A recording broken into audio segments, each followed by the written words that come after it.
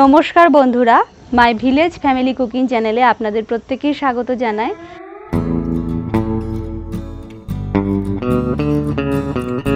এখন প্রতি ঘরে ঘরে যে সমস্যাটি নিয়ে সবাই চিন্তিত তা হলো রান্নার গ্যাসের ক্রাইসিস। কোনোভাবেই নতুন গ্যাস বুক করা যাচ্ছে না। তাই ঘরে থাকা গ্যাস সিলিন্ডারটি যেন 5 থেকে 6 মাস চালানো যায় তার একটি ব্যবস্থা করতে হবে। এতদিন যেভাবে গ্যাস ব্যবহার করেছি সেই পদ্ধতির কিছু পরিবর্তন করলেই এটি সম্ভব। তার জন্য আমাদের কতগুলো টিপস মাথায় রাখতে হবে। আমি যে টিপসগুলো অনুসরণ করছি সেগুলোই আপনাদের সাথে শেয়ার করছি, তাই ভিডিওটি স্কিপ না করে পুরোটা দেখুন। আর ভিডিওর শেষে কতগুলো সিক্রেট কৌশল শেয়ার করব, যেগুলি মেনে চললে আপনাদেরও একটি গ্যাস সিলিন্ডার 5 থেকে 6 মাস চলবে। তবে এটি কিছুটা ফ্যামিলি মেম্বারের ওপরেও নির্ভর করে। ছোট ফ্যামিলি হলে গ্যাস সিলিন্ডারটি বহুদিন যায়। আর কথা নয়, চলুন ভিডিওটি স্টার্ট করা যাক। ভিডিওটি ভালো লাগলে একটি লাইক ও কমেন্ট করার অনুরোধ রইল। রান্না করার সময় হাঁড়ি বা কড়াই ঢেকে রাখলে খাবার দ্রুত সিদ্ধ হয় এবং গ্যাস কম লাগে। প্রেসার কুকার ব্যবহার করুন। মটর বা ছোলার ডাল, আলু, মাংস ইত্যাদি প্রেসার কুকারে রান্না করলে সময় ও গ্যাস দুটোই কম লাগবে। আগে থেকে উপকরণ প্রস্তুত করুন। গ্যাস জ্বালানোর আগে সব সবজি কাটা, মশলা প্রস্তুত করে রাখলে গ্যাস নষ্ট হয় না। মাঝারি আঁচ ব্যবহার করুন। সব সময় মাঝারি আঁচে রান্না করুন। বেশি আঁচে গ্যাস বেশি খরচ হয়। হাঁড়ির সাইজ ঠিক রাখুন। বার্নারের চেয়ে খুব ছোট বা খুব বড় হাঁড়ি ব্যবহার করলে গ্যাস অপচয় হয়। ভিজিয়ে রান্না করুন। ডাল, ছোলা, চাল ইত্যাদি আগে থেকে ভিজিয়ে রাখলে দ্রুত সিদ্ধ হয়, ফলে গ্যাসও কম লাগে। বার্নার পরিষ্কার রাখুন।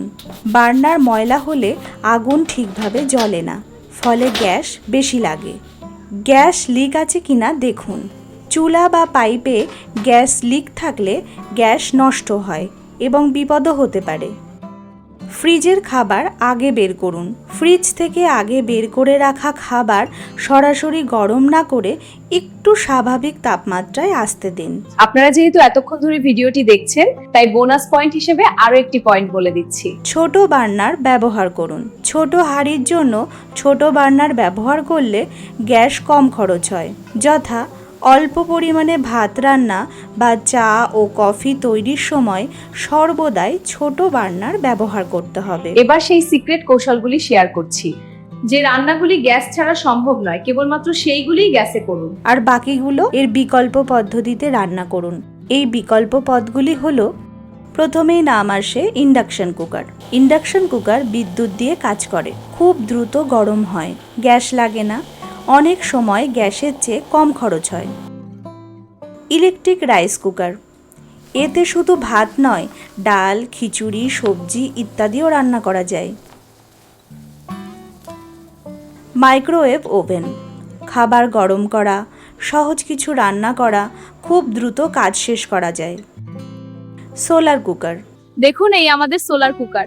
এতে সবজি রান্না করা খুব সহজ, সূর্যের আলোতেই রান্না হয়ে যায়। বায়োগ্যাস চুলা, গরুর গোবর বা জৈব বর্জ্য থেকে তৈরি গ্যাস দিয়ে রান্না করা যায়। কাঠ বা বায়োমাস চুলা, গ্রামাঞ্চলে অনেক সময় কাঠ, পাতা বা কৃষি বর্জ্য দিয়ে রান্না করা যায়। সবচেয়ে সহজ বিকল্প হিসাবে আমরা ইন্ডাকশন কুকার আর ইলেকট্রিক রাইস কুকারের কথা বলতে পারি, কারণ এগুলো শহরে সহজে ব্যবহার করা যায়। আমার এই টিপসগুলো ফলো করলে আপনাদের সিলিন্ডারটি ডাবল তো চলবেই, চাইলে 6 মাস পর্যন্ত সিলিন্ডারটি ব্যবহার করতে পারবে। আমি 6 মাস ধরে পরিষেবা দিচ্ছি। আমাকে সঠিকভাবে ব্যবহার করো, তাহলে আমি তোমাকেও 6 মাসের পরিষেবা দেব। ভিডিওটি ভালো লাগলে একটা লাইক অবশ্যই করবেন। আজ এই পর্যন্তই। নমস্কার।